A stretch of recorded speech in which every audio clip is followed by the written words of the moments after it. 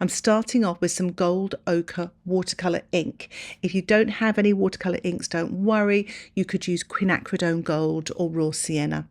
But it really does move so beautifully. Look at that. I'm just using the pipette, squeezing it and letting the colour just explode onto that really wet surface.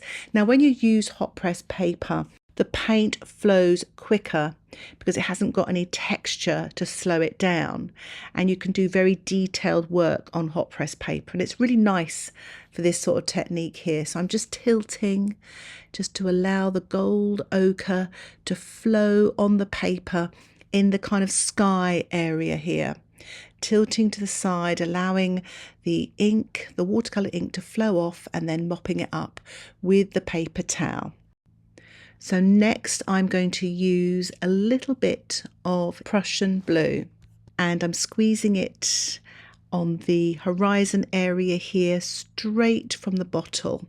And you can see how the paint starts to move. And I'm using some sepia here as well to mix with the Prussian Blue to get a variety of colour mixes. So this is very wet ink. And if you're using paint, just mix up big puddles. And now I'm tilting this very wet surface towards me just to get that paint to run back down and up again, just to get it to run into the sky. So you've got really dark sort of colours running into that yellow, and I've got some of the ink, some of the Prussian Blue there running up to the left hand side. Don't worry how it looks, trust me in this process here. I've got a little surprise for you coming up.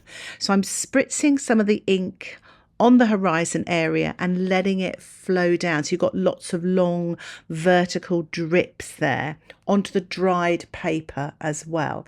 So don't be sort of daunted by that. Just keep tilting and allow this to happen. It's a lot of fun. And I'm just mopping up there at the bottom with my paper towel. I've turned the painting around. I'm just allowing some of the ink to run down here, and I'm helping it with the spritzer bottle. So gravity and a spritzer bottle, getting those colours to blend and mix, and then collecting any puddles at the bottom with a paper towel. So I've turned the painting upside down, but is it? Because I've decided to make these drips into tree trunks. I'm adding some Prussian Blue at the bottom there, so it's a little bit wet at the bottom. And I'm adding some indigo here as well, so it's really dark using the pipette, and it's sort of running up into those drips there as well. So it's creating some quite nice textures on the edge. So what I'm doing is I'm spritzing some of the drips there, and if you look, the ink sort of spreads out, but it looks like foliage. So I discovered this by accident. Originally, the bottom half of the painting was going to be the trees, etc. But I decided when I did this, I thought that really looks like foliage. So I've decided to make this the right way up of the painting and allow the bottom half to be beautiful reflections. So I'm just mopping up some of the ink at the bottom there. I've got some drips running down at the edges, so I've decided to tap my watercolour painting against the surface to allow more drips to run down so it looks like the reflections of the tree trunk. So this is all experimenting and happy accidents, as it were, just sort of seeing what happens and going with the flow.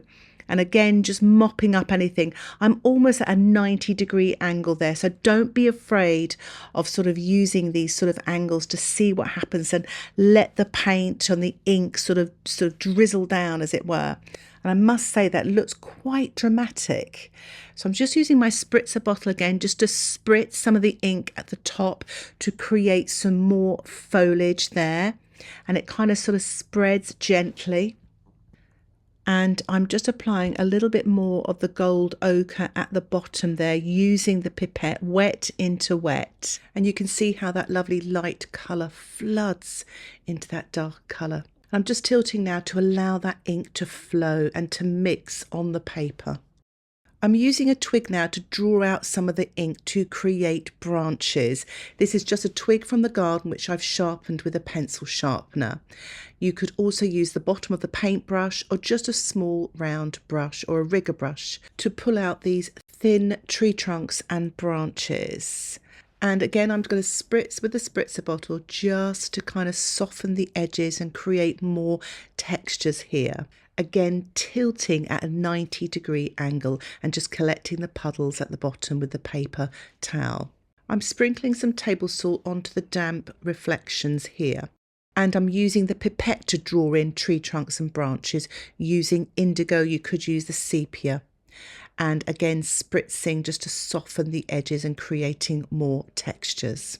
I'm spritzing the bottom of the water here to create more light in the water. I'm also sprinkling some table salt onto the damp trees here. This will absorb the ink to create light textures once dry. I'm peeling off the washi tape to reveal a lovely white sort of strip, and here I'm using a clean damp brush just to sort of catch that ink there on the horizon and draw it down to make it look a little bit more natural here. I'm drizzling in some of the Prussian Blue here using the pipette, tilting my painting, allowing the ink to flow to the right here. I'm using a clean damp brush just to soften and blend the ink here, making that light area look more natural. I'm tilting my painting to the side here and just spritzing here at the horizon area just to dilute and soften and to create some sort of more experimental atmospheric effects to finish my painting. I'm going to allow the painting to dry naturally to allow the salt time to work.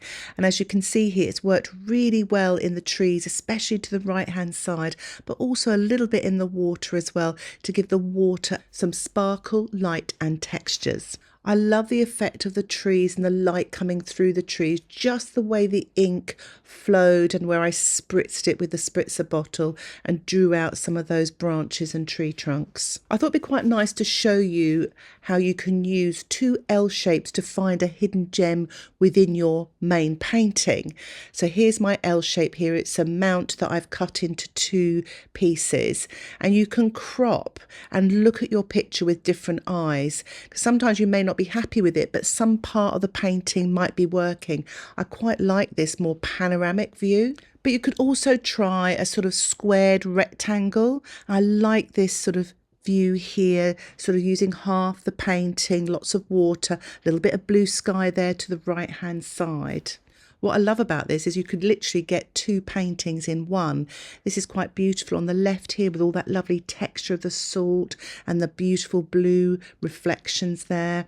But again, you can make that smaller, really concentrate on that light in the top right hand corner and the light on the horizon as well. If you have any questions, please put them in the comments section below. If you would like to support the content that I create here on YouTube, please see the description below. Thank you so much for watching. Happy painting.